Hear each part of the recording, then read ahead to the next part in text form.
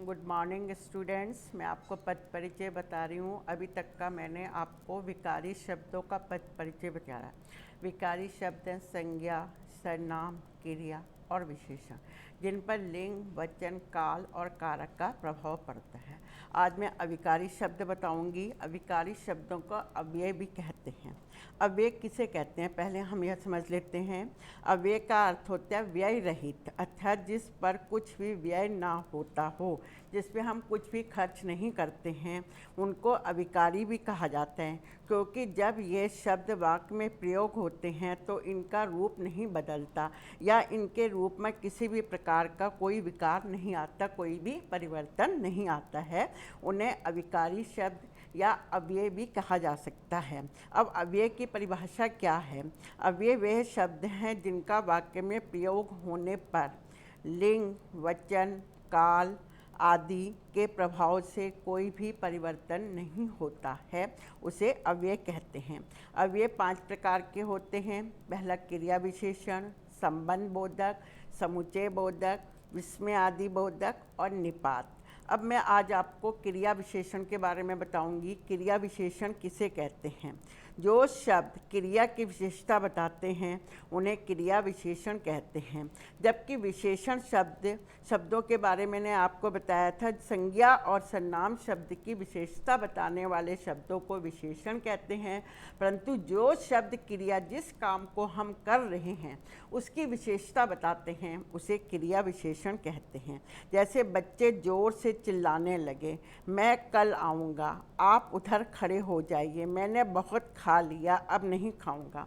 अब क्या है क्रिया विशेषण के? अब मैं भेद बताती हूँ। क्रिया विशेषण के 4 भेद हैं: रीतिवाचक, कालवाचक, स्थानवाचक और परिमाणवाचक। रीतिवाचक क्रिया विशेषण किसे कहते हैं? जिन अव्यय, मैं बार बार कह रही, ये अविकारी शब्द हैं, इन्हें अव्यय भी कह सकते हैं। शब्दों से यह पता चलता है कि क्रिया किस रीति या तरीके से हो रही है, वह रीतिवाचक क्रिया विशेषण कहलाते हैं।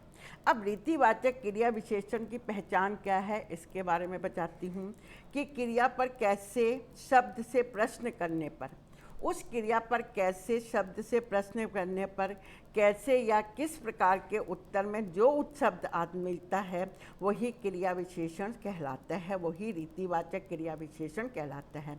जैसे तेजी से, अचानक, भली भांति, एकाएक, झटपट, अपने आप ही, ईमानदार आदि ये क्या है? रीतिवाचक क्रिया विशेषण। जैसा बच्चा चलते चलते अचानक रुक गया, वे बड़े प्यार से गले मिले, किवाड़ बंद करो, उसने एकाएक कमरे में प्रवेश किया, उसने सारे जीवन ईमानदारी से नौकरी की। तो ये क्या है? रीतिवाचक क्रिया विशेषण। अब मैं कालवाचक क्रिया विशेषण, काल में बार बार कहती हूँ, समय को कहते हैं। जिन अव्यय शब्दों से यह पता होता है कि क्रिया किस समय हो रही है, वे शब्द कालवाचक क्रिया विशेषण कहलाते हैं। क्या है? जिन अव्यय शब्दों से यह पता चलता है कि क्रिया किस समय हो रही है, वह शब्द कालवाचक क्रिया विशेषण कहलाते हैं। कालवाचक क्रिया विशेषण की पहचान के लिए क्या करते हैं? क्रिया में कब शब्द से प्रश्न करने पर, कब शब्द से जब हम प्रश्न करते हैं और उत्तर मिल जाता है, वहाँ पर कालवाचक क्रिया विशेषण होता है। जैसे आज, अभी, कल, परसों, रोज, सुबह, अक्सर, रात को, 4 बजे आदि। जैसे हम कहते हैं हम लोग रोज कार्टून देखते हैं, पिताजी कल पहुंच रहे हैं, मैं अभी चला जाऊंगा, वह 4 बजे आएगी, वह हर साल विदेश जाती हैं। तो ये क्या है? काल को बता रहे हैं। जैसे रोज, कल, अभी, 4 बजे, हर साल। तीसरा है स्थानवाचक क्रिया विशेषण।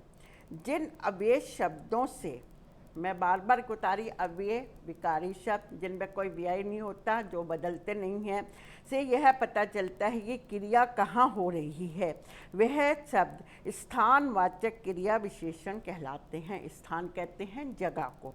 इन शब्दों का पता क्रिया पर कहाँ शब्द से प्रश्न करने पर किया जा सकता है। कहाँ के उत्तर में जो शब्द मिलते हैं वे ही स्थानवाचक क्रिया विशेषण होते हैं। जैसे इधर, उधर, यहाँ, वहाँ, ऊपर, नीचे, बाहर, भीतर, आसपास, घर में आदि। जैसे इसका उदाहरण है, तुम उस कमरे में बैठी हो, तो उस कमरा क्या है, स्थानवाचक क्रिया विशेषण। तुम इधर क्यों खड़ी हो, इधर क्या है, स्थानवाचक क्रिया विशेषण। आप वहाँ क्या कर रहे हो, ये क्या है, स्थानवाचक क्रिया विशेषण। वह अभी बाहर गया है, बाहर क्या है, स्थानवाचक क्रिया। बिल्ली मेज के नीचे है, तो मेज के नीचे क्या है, स्थानवाचक क्रिया विशेषण। चौथा है परिमाणवाचक क्रिया विशेषण। जिन अव्यय शब्दों से क्रिया के परिमाण या क्रिया की मात्रा का पता चलता है वह परिमाणवाचक क्रिया विशेषण कहलाते हैं। क्या है, जिन अव्यय शब्दों से किसी चीज़ की नाप तोल का, परिमाण का पता चलता है वह परिमाणवाचक क्रिया विशेषण कहलाते हैं। इन शब्दों की पहचान के लिए कितना और कितनी शब्दों से क्रिया में प्रश्न करने पर यदि उत्तर मिलता है तो वहाँ परिमाणवाचक क्रिया विशेषण होता है। जैसे थोड़ा, बहुत, ज़्यादा, कम, अधिक, लगभग आदि। तो अब ये मैंने आपको बताया क्रिया। जैसे तुम बहुत बोलती हो, अब थोड़ा पढ़ लो। तुम इतना कम क्यों खाती हो, अपना काम लगभग पूरा कर लो। अब जब हम क्रिया विशेषण का पद परिचय करते हैं तो क्रिया विशेषण का पद परिचय करते समय वहाँ पर काल, लिंग, वचन आदि का प्रयोग नहीं करता है। वे बड़े प्यार से गले मिले, तो बड़े प्यार से क्या आ गया, रीतिवाचक क्रिया विशेषण। मैं अभी चला जाऊंगा, अभी चला जाऊंगा, कालवाचक क्रिया विशेषण। तुम बहुत बोलती हो, बहुत क्या आ गया, परिमाणवाचक क्रिया विशेषण। और चौथा है तुम इधर खड़ी हो, तो ये क्या है, स्थानवाचक क्रिया विशेषण।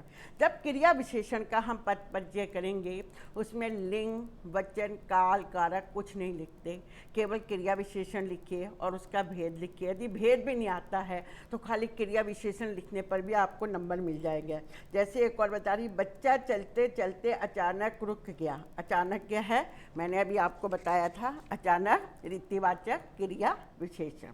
उसके बाद है उसने कमरे में एकाएक प्रवेश किया। अब एकाएक का आपको पद परिचय करना है तो एकाएक क्या हो जाएगा आपका, रीतिवाचक क्रिया विशेषण। आज मैंने आपको क्रिया विशेषण का पद परिचय बताया है, कल मैं आपको इससे आगे बताऊंगी।